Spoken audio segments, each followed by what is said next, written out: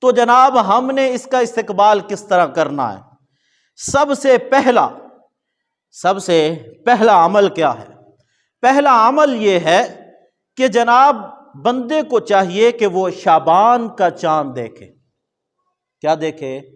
شعبان کا چاند دیکھے۔ مجھے بتائیے، شعبان کا چاند جب بندہ دیکھتا ہے تو رمضان کے چاند کی تاریخ کا علم ہوتا ہے، ٹھیک ہے جی؟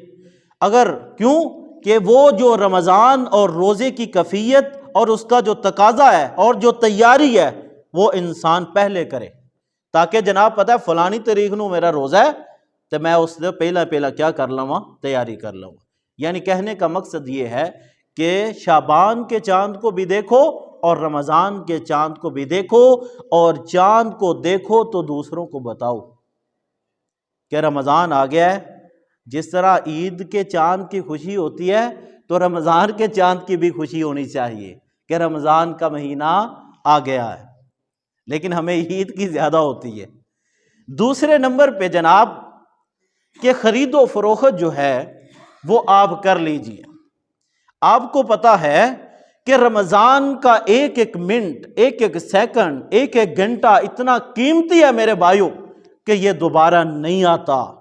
فرمایا کہ اگر کوئی بندہ یہ روزے کو چھوڑ دیتا ہے، ساری زندگی بزرگوں روزہ رکھتا رہے، اس کا بدلہ نہیں ہو سکتا۔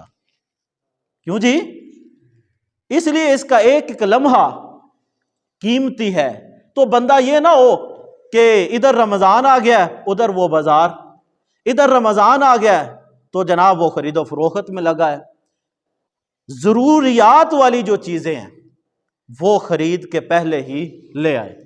توجہ کیجئے گا، الا یہ کہ جناب جو چیز خراب ہو جاتی ہے وہ موقع پہ لے آئے، ٹھیک ہے؟ باقی چیزیں وہ لے آئے۔ میں آپ کو یہاں پہ روشنی ڈالنا چاہتا ہوں کہ ماہ رمضان کے ساتھ ساتھ کچھ چور بھی ہیں۔ یہ نئی بات ہے، ذرا توجہ کیجئے گا، میری طرف دیکھیں، میں آپ کے لیے آیا ہوں آپ کو بتانے کے لیے۔ رمضان کے ساتھ ساتھ کچھ چور بھی ہیں بڑے۔ وہ چور میں آپ کو بتا دوں وہ چور کیا ہے کہ جو ہمیں عبادت کرنے نہیں دیتے۔ پہلے نمبر پہ جناب سکرین ہے، ٹیلی ویژن ہے۔ جناب پہلا چور کیا ہے؟ بولیے ساتھ میں، کیا ہے؟ سکرین، ٹیلی ویژن۔ جناب آپ نے دیکھا ہوگا رمضان آ گیا ادھر سے میچ شروع ہو گئے، رمضان آ گیا ادھر سے ارطغرل شروع ہو گیا، رمضان آ گیا ادھر سے کوئی اور ڈرامے شروع ہو گئے۔ جناب میں نے روزہ رکھا ہوا ہے تو روزہ گزارنا بھی تو ہے نا، ہیں؟ تو میں سکرین نہ دیکھوں تو کیا دیکھوں؟ ہیں؟ تو یہ چور ہے جناب جو عبادت سے آپ کو روک رہا ہے۔ دوسرے نمبر پہ جناب لوڈو گیم ہے۔ یا روزہ نہیں گزرتا پیا تو پھر میں نہ چلو چار بندے بیٹھ کے چلو پھر ہی لا لی، حضور سچی باتیں ہیں نا۔ تیسرے نمبر پہ جناب یہ واٹس ایپ ہے، فیس بک ہے، یہ ٹک ٹاک ہے، یہ ہمارے کیا ہے؟ یہ چور ہے جو آپ کو عبادت کرنے سے روکتے ہیں۔ اور اگر میں بات کر دوں تو رمضان نشریات، جناب جو ایکٹر سارا سال ڈرامہ کرتی ہیں تو رمضان آتا ہے تو جناب وہ نشریات کر رہی ہوتی ہیں۔ کیوں جی؟ ایسا ہی ہے نا۔ اور ہم ان کا جو پروگرام ہے بڑے احسن انداز کے ساتھ سنتے ہیں، تو پھر بعد میں ہم علماء کی قدر نہیں کرتے، وہ کیونکہ ہم نے ان سے وہ باتیں سنی ہوتی ہیں تو ہم کہتے ہیں کہ جناب انہیں تو یہ آکھیا سی تے تسی مولوی صاحب تسی یہ آندے ہو پہ۔ علماء کی قدر بھی نہیں رہتی۔ حالانکہ آپ کو یہ چاہیے تھا کہ علماء یہ کہتے ہیں یہ صحیح کہتے ہیں، وہ کیا کہہ رہے ہیں۔ یعنی کیا اس کا مقصد کہ ہم سیکھتے ہیں پی ٹی وی سے، ہم کوشش کرتے ہیں کہ سکرین سے ہم سیکھیں۔ جناب وہ نہ پی ٹی وی کچھ سکھائے گا نہ کوئی سکرین آپ کو کچھ سکھائے گی، آپ کو سکھائیں گے علماء۔ کیوں؟ کہ ان کو پتہ ہوتا ہے کہ یہاں پہ منبر کا مقصد کیا ہے۔ وہ ایسی بات نہیں کرتے کہ جو اللہ اور اس کے رسول کے منافی ہو۔ آگے جناب سنیے گا، پھر آپ ٹائم ٹیبل بنائیے۔ ٹائم ٹیبل ضروری ہے۔ آپ مجھے یہ بتائیے، آپ کی عمر اگر 45 سال ہو گئی ہے، کیا آپ نے ایک سال میں ایک دفعہ قرآن مجید مکمل کی ہے؟ مجھے بتائیے کس بندے نے پچھلے سال پورا قرآن ختم کیا؟ کتنے ختم کیے ہیں؟ حالانکہ اسلاف میں سے کوئی 3 دن میں قرآن ختم کر رہا ہے، کوئی 7 دن میں کر رہا ہے، کوئی 10 دن میں کر رہا ہے۔ آپ وہ قرآن کا شیڈول بنائیں کہ میں آج جناب اتنے صفحے پڑھاں گا، ظہر ٹائم اتنے صفحے پڑھاں گا، عصر ٹائم اتنے پڑھاں گا، جدوں مینوں ٹائم ملا میں اتنے صفحے پڑھاں گا تے میرا رمضان دے آخری جڑا روزہ ہوئے گا میرا قرآن مکمل ہو جائے گا۔ یہ ٹائم ٹیبل بناؤ۔ میں نے اس وقت نوافل پڑھنے ہیں، وہ ٹائم ٹیبل بناؤ۔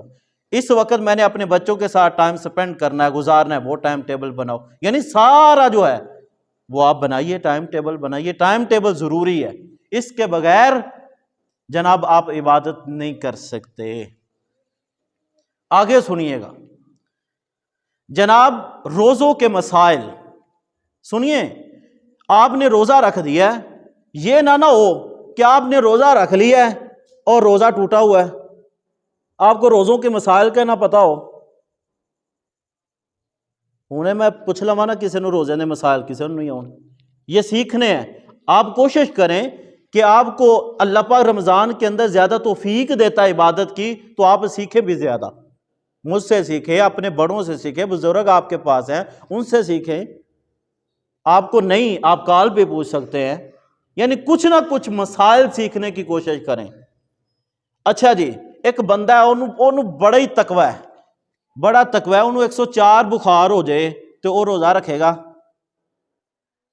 نہیں یار میں روزہ نہیں چھڑنا، یا کوئی گال نہیں، من دسو ہاں بندہ روزہ رکھے گا کہ نہیں؟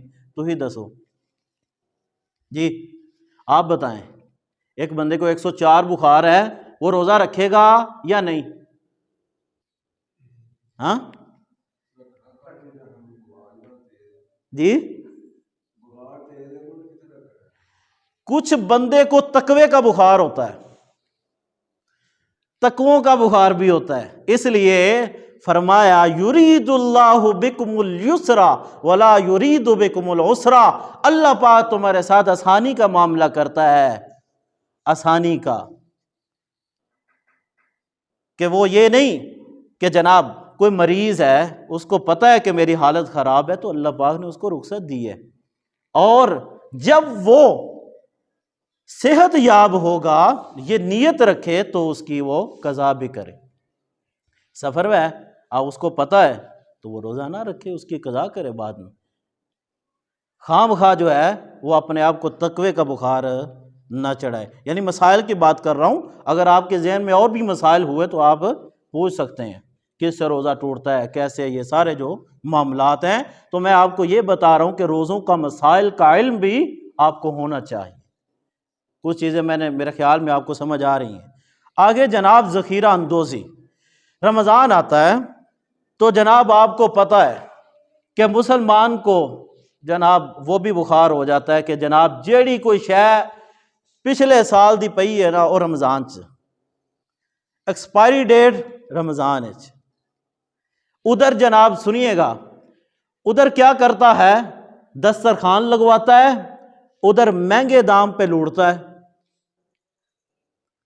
کیوں جی؟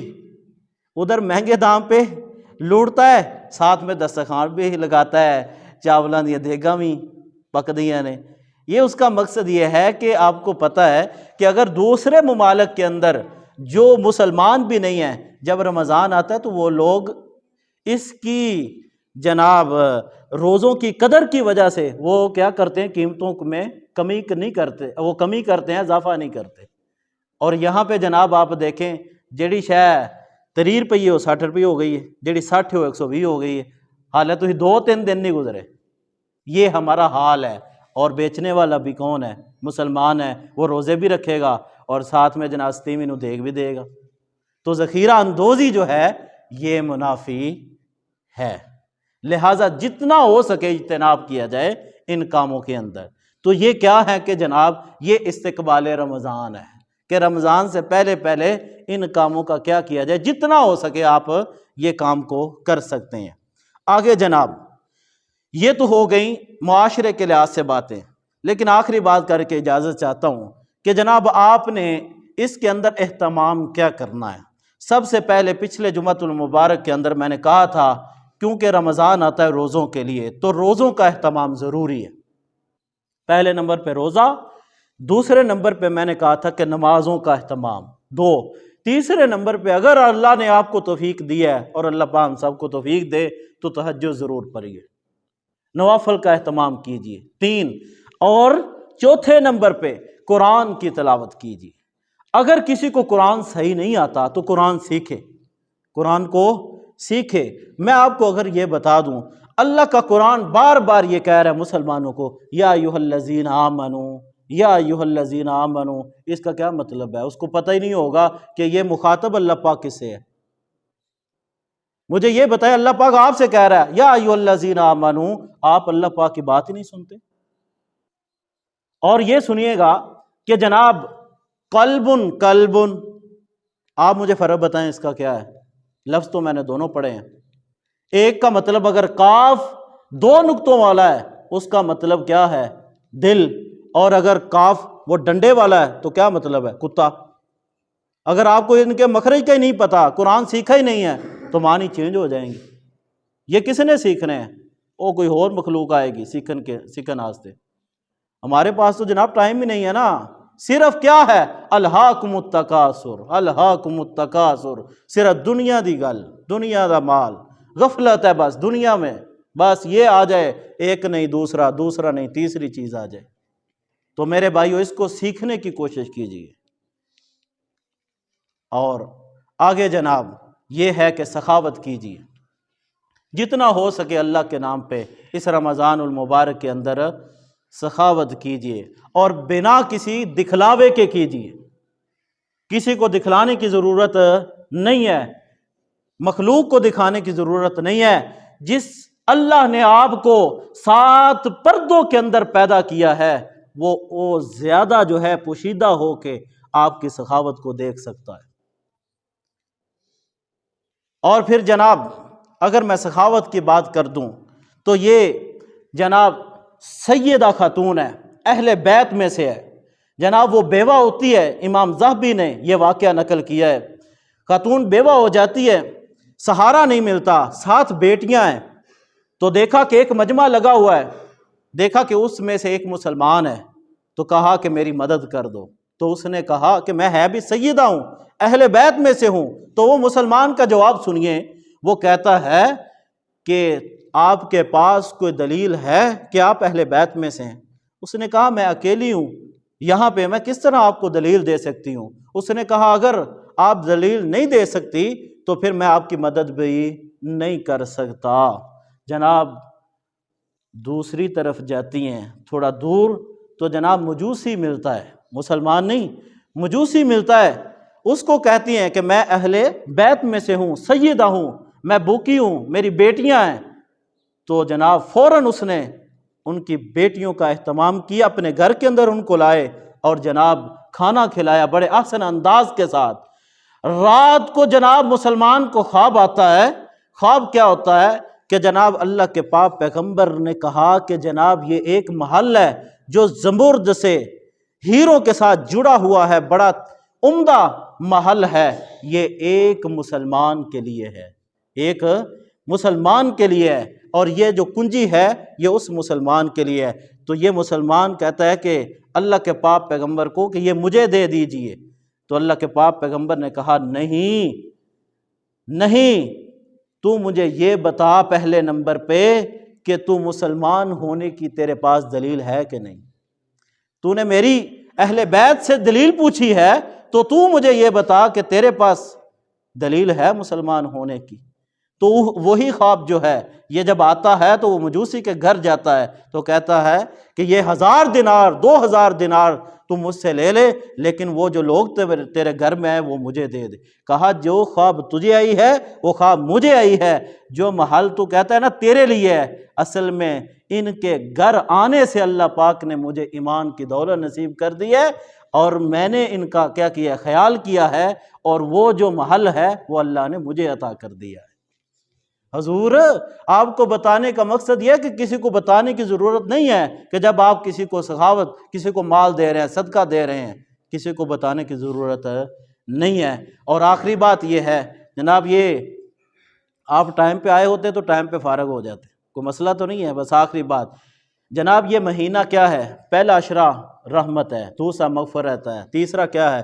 اتقم من النار، نجات ہے۔ لیکن کچھ ایسے لوگ ہیں کہ جناب کچھ بدبخت ایسے لوگ ہیں کہ جن کی اس رمضان کے اندر بھی مغفرت نہیں ہوتی، وہ شب برات ہو یا لیلۃ القدر ہو یا رمضان ہو، ان کی بخشش نہیں ہوتی۔ وہ کون لوگ ہیں؟ مشرک، والدین کا نافرمان، قطع تعلقی رکھنے والا، عادی، شراب کا عادی، سنیے شراب کا عادی، اور زانی عادی جو ہوتا ہے وہ، اور جرمن ٹیکس وصول کرنے والا، کاہن، نجومی، جادوگر، ان لوگوں کی جناب مغفرت نہیں ہوتی۔ لہٰذا میرے بھائیوں، لگوٹیاں کس لو، تیاریاں شروع کر دو، اپنی یہ چیزاں لے آؤ، اور اللہ پاک کو دعا کرو کہ اللہ پاک صحیح جناب رمضان دا استقبال کرن دی سانو توفیق عطا فرمائے، اور زیادہ تو زیادہ عبادت کرن دی توفیق عطا فرمائے۔ وآخر دعوانا ان الحمدللہ رب العالمین۔